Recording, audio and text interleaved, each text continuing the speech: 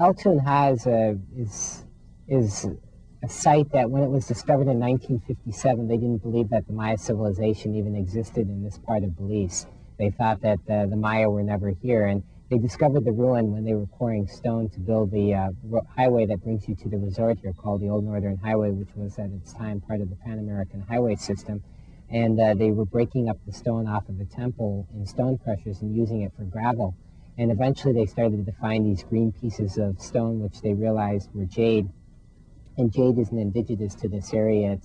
It comes from Guatemala, and it was the most precious stone to the Maya, so they realized that these weren't natural hill formations and that they were Maya ruins. So the excavation started in 1964 by the Royal Ontario Museum, and they mainly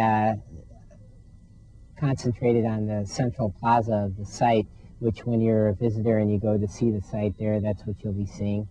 There's the first plaza that you walk into, which would be a classical Maya ruin site, roughly built between 200 AD and 900 AD, and then you have another plaza that was built an extension of the first plaza to accommodate the large population base that center was serving, which was believed to be between 8 and 10,000 in its peak. But some of the things that we hear is we hear all these great mythological stories of all these sacrifices and that they did at the site. There is evidence that they may have done animal sacrifices, and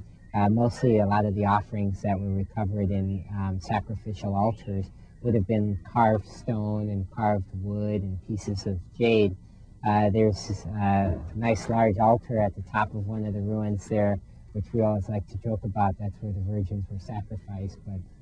there's